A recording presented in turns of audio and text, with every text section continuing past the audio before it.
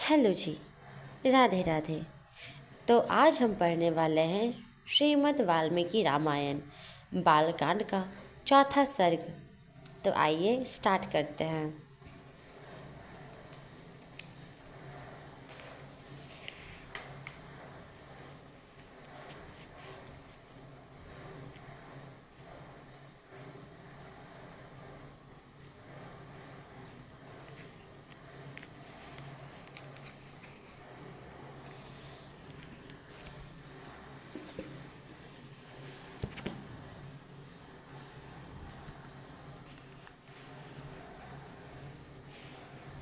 चौथा सर्ग। महर्षि वाल्मीकि का 24,000 श्लोकों से युक्त रामायण काव्य का निर्माण करके उसे लवकुश को पढ़ाना। मुनि मंडली में रामायण गान करके लवकुश का प्रशंसित होना और अयोध्या में श्री राम द्वारा सम्मानित हो उन दोनों का राम दरबार में रामायण गान सुनाना। श्री रामचंद्र जी ने जब वन से लौटकर राज्य का शासन अपने हाथ में लिया, उसके बाद भगवान वाल्मीकि मुनि ने उसके संपूर्ण चरित्र के आधार पर विचित्र पद और अर्थ से युक्त रामायण काव्य का निर्माण किया। अर्थात जब श्री रामचंद्र जी वन से लौटकर वापस अयोध्या आए, तभी महर्षि वाल्मीकि जी ने उनके विचित्र पद और यह अर्थ से संबंधित अर्थ को मिलाकर रामायण काव्य का निर्माण किया। इसमें महर्षि ने 24,000 श्लोक, 500 सर्ग तथा उत्तर सहित 7 कांडों का प्रतिपादन किया है। भविष्य तथा उत्तर कांड सहित समस्त रामायण पूर्ण कर लेने के पश्चात सामर्थ्यशाली महाज्ञानी महर्षि ने सोचा कि कौन ऐसा शक्तिशाली पुरुष होगा जो इस महाकाव्य को पढ़कर जन समुदाय में सुना सके।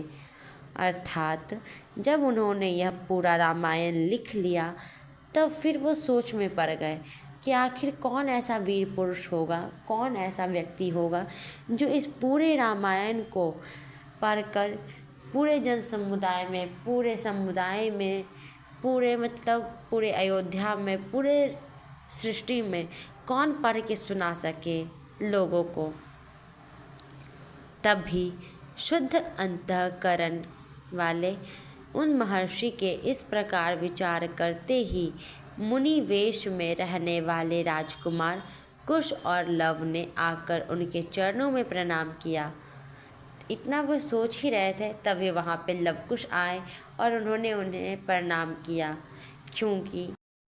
क्योंकि जब सीता माता वन में जा रही थी अकेले, तब वह महर्षि वाल्मीकि ही वह व्यक्ति थे जिन्होंने उन्हें अपने आश्रम में आश्रय दिया था। तो इसीलिए लवकुश का जन्म भी वहीं हुआ और वो वहीं रहे और वहीं पे अपनी शिक्षा को ग्रहण किया। और अब वह दोनों महर्षि वाल्मीकि के पास चले गए हैं। देखते हैं आगे। राजकुमार कुश और लव दोनों भाई धर्म के ज्ञाता और यशस्वी थे। उनका स्वर बड़ा ही मधुर था और वे मुनि के आश्रम पर ही रहते थे। उनकी धारणा शक्ति अद्भुत थी और वे दोनों ही वेद में पारंगत हो चुके थे। भगवान वाल्मीकि ने उनकी ओर देखा और उन्हें सुयोग्य समझकर उत्तम व्रत का पालन करने वाले उन महर्षियों ने वेद का अर्थ का विस्तार के साथ ज्ञान कराने के लिए उन्हें सीता के चरित्र से युक्त संपूर्ण रामायण नामक महाकाव्य का, जिसका दूसरा नाम पौलस्त्य वध अथवा दशानन वध था, अध्ययन कराया इन सभी का। अर्थात जब उन्होंने लवकुश को देखा तो उन्हें लगा कि इनसे अच्छा और कोई व्यक्ति हो ही नहीं सकता। ये दोनों बालक बहुत ही यशस्वी और धर्म के ज्ञाता थे और बहुत अद्भुत धारणा शक्ति थी इनकी। इसीलिए इन्हीं लोगों को सुयोग्य अर्थात रामायण गान के लिए योग्य व्यक्ति समझकर इन्हें ही पूरे रामायण का ज्ञान देने लगे, रामायण का पाठ कराए और अच्छे से सबको समझाया। वह महाकाव्य पढ़ने और गाने में भी मधुर, द्रुत, मध्य और विलंबित, इन तीनों गतियों से अन्वित, षडज आदि सातों स्वरों से युक्त, वीणा बजाकर स्वर और ताल के साथ गाने योग्य तथा श्रृंगार करुण, हार्श, रौद्र, भयानक तथा वीर आदि सभी रसों से अनुप्राणित दोनों भाई कुश और लव उस महाकाव्य को पढ़कर उसका गान करने लगे। वे दोनों भाई गंधर्व विद्या, संगीत, शास्त्र के तत्वज्ञ, स्थान और मूर्छना के जानकर मधुर स्वर में संपन्न तथा गंधर्वों के समान मनोहर रूप वाले थे। सुंदर रूप और शुभ लक्षण उनकी सहज संपत्ति थे।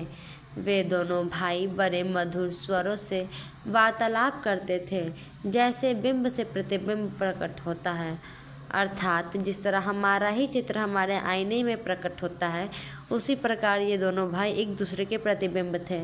उसी प्रकार श्री राम के शरीर से उत्पन्न हुए वे दोनों राजकुमार दूसरे युगल श्री राम के ही प्रतीत होते थे, अर्थात श्री राम जी के शरीर से उत्पन्न हुए ये दोनों बालक दूसरे राम जी ही लगते थे। उन्हें देखकर ऐसा लगता था कि जैसे दूसरे राम जी ही हैं। वे दोनों राजपुत्र सब लोगों की प्रशंसा के पात्र थे। उन्होंने सब धर्मानुकूल उत्तम तपस्या काल वे दोनों राजपुत्र सब लोगों की प्रशंसा के पात्र थे। उन्होंने उन धर्मानुकूल उत्तम उपाख्यानमय संपूर्ण काव्य को जीवाग्र कर लिया था और जब कभी ऋषियों, ब्राह्मणों तथा साधुओं का समागम होता था, उस समय उनके बीच में बैठकर वे दोनों तत्वज्ञ बालक एकाग्रचित हो रामायण का गान करते थे। अर्थात उन दोनों ने, लवकुश ने, रामायण को पूरा कंठस्थ याद कर लिया था। जीवाग्र अर्थात जीवा पे कंठस्थ कर लेना। और जब भी कभी ऋषि मुनियों का समागम होता था, वहाँ वह दोनों बीच में बैठकर यह कथा सुनाते थे। एक दिन की बात है, बहुत से शुद्ध अंतःकरण वाले महर्षियों की मंडली एकत्र हुई थी। उसमें महान सौभाग्यशाली तथा समस्त शुभ लक्षणों से सुशोभित महामनस्वी कुश और लव भी उपस्थित थे। उन्होंने बीच स्थान में उन महात्माओं के समीप बैठकर उस रामायण काव्य का गान किया। उसे सुनकर सभी मुनियों के नेत्रों में आंसू भर आए और वे अत्यंत विस्मय विमुग्ध होकर उन्हें साधुवाद देने लगे। मुनि धर्म वत्सल तो होते ही हैं। वह धार्मिक उपाख्यान सुनकर उन सब के मन में बड़ी प्रसन्नता हुई।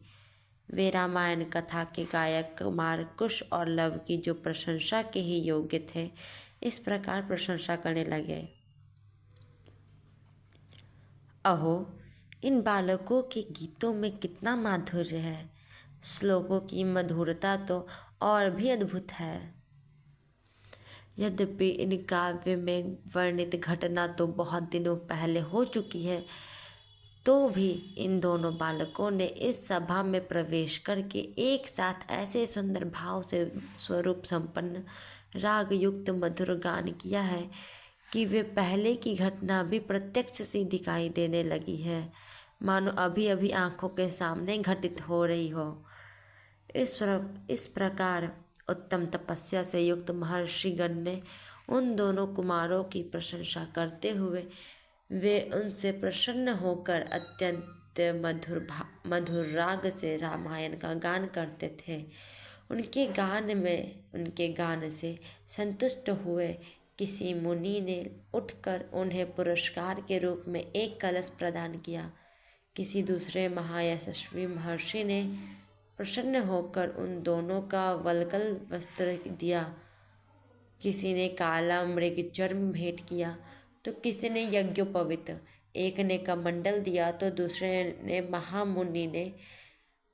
मुंज की मेखला भेंट की, तीसरे ने आसन और चौथे ने कौपीन प्रदान किया। किसी अन्य मुनि ने हर्ष में भरकर अर्थात खुशी से उन दोनों बालकों के लिए कुठार अर्पित किया। किसी ने गेरुआ वस्त्र दिया तो किसी मुनि ने चीर भेंट किया। किसी दूसरे ने आनंद मग्न होकर जटा बांधने के लिए रस्सी दी तो किसी ने समीधा बांध कर लाने के लिए डोरी प्रदान की। एक ऋषि ने यज्ञ पात्र दिया तो दूसरे ने काष्ठभार समर्पित किया। किसी ने गूलर की लकड़ी का बना हुआ पीढ़ा अर्पित किया। कुछ लोग उस समय आशीर्वाद देने लगे, बच्चों तुम दोनों का कल्याण हो। दूसरे महर्षि प्रसन्नता पूर्वक बोल उठे, तुम्हारी आयु बढ़े। इस प्रकार सभी सत्यवादी मुनि ने उन दोनों का नाना प्रकार के वर दिए। महर्षि वाल्मीकि द्वारा वर्णित यह आश्रमय काव्य परवर्ती कवियों के लिए श्रेष्ठ आधारशिला है। श्री रामचंद्र जी के संपूर्ण चरित्रों का क्रमशः वर्णन करते हुए इसकी समाप्ति की गई। संपूर्ण गीतों के विशेषज्ञ राजकुमारों, यह काव्य आयु एवं पुष्टि प्रदान करने वाला और तथा सबके कान और मन को मोहने वाला मधुर संगीत है। तुम दोनों बड़े सुंदर ढंग से इसका गान किया है। एक समय सर्वत्र प्रशंसित होने वाले राजकुमार कुश और लव अयोध्या की गलियों में और सड़कों पर रामायण के श्लोकों का गान करते हुए विचर रहे थे। इसी समय उनके ऊपर भरत के बड़े भाई श्री राम की दृष्टि पड़ी। उन्हें समादर योग्य बंधुओं का अपने घर बुलाकर उनका यथोचित सम्मान किया। तदनंतर शत्रुओं का संहार करने वाले श्री राम स्वर्णमय दिव्य सिंहासन पर विराजमान हुए। उनके मंत्री और भाई भी उनके पास ही बैठे थे। उन सबके साथ सुंदर रूप वाले उन दोनों विनयशील भाइयों को देखकर श्री रामचंद्र जी ने भरत, लक्ष्मण और शत्रुघ्न से कहा, ये देवता के समान तेजस्वी दोनों कुमार विचित्र अर्थ और पदों से युक्त मधुर काव्य बड़े सुंदर ढंग से गाकर सुनाते हैं। तुम यूँ कहकर उन्होंने उन दोनों भाइयों का गाने की आज्ञा दी। आज्ञा पाकर वे दोनों भाई वीणा के लय के साथ अपने मन के अनुकूल तार उच्च और मधुर स्वर में राग अलापते हुए रामायण काव्य का गान करने लगे। उनका उच्चारण इतना स्पष्ट था कि सुनते ही अर्थ का बोध हो जाता था। उनका गान सुनकर श्रोताओं के समस्त अंगों में हर्ष जनित रोमांचक हो आया और उन सबके मन और आत्मा में आनंद की तरंगें उठने लगी। इस जन सभा में होने वाले वह गान सबकी श्रवणेंद्रियों को अत्यंत सुखद प्रतीत होता था। उस समय श्री राम ने अपने भाइयों का ध्यान आकृष्ट करते हुए कहा, ये दोनों कुमार मुनि होकर भी राजोचित लक्षणों से संपन्न हैं। संगीत में कुशल होने के साथ ही महान तपस्वी हैं। ये जिस चरित्र का प्रबंध काव्य का गान करते हैं वह शब्दार्थ, अलंकार, उत्तम गुण एवं सुंदर रीति आदि से युक्त होने के कारण अत्यंत प्रभावशाली है। मेरे लिए भी अभ्युदय कारक है, ऐसा वृद्ध पुरुषों का कथन है, अर्थात बूढ़े लोगों का कहना है।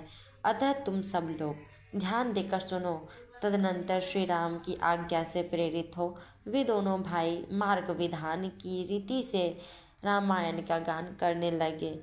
मार्ग विधान का अर्थ यह है कि गान का दो प्रकार होता है, एक मार्ग और एक देशी। भिन्न जब अलग अलग देशों में अपने देश की मूल भाषा में गाया जाने वाले गान को देशी कहते हैं और पूरे राष्ट्र में प्रसिद्ध संस्कृत भाषा का आश्रय लेकर गाया हुआ गान मार्ग के नाम से प्रसिद्ध होता है। तो मार्ग विधान की रीति से रामायण का गान करने लगे। सभा में बैठे हुए भगवान श्री राम भी धीरे धीरे उनका गान सुनने में तन्मय हो गए। इसी प्रकार श्री वाल्मीकि निर्मित आश रामायण आदिकाल के बालकांड में चौथा सर्ग पूरा हुआ। राधे राधे। जय श्री राम।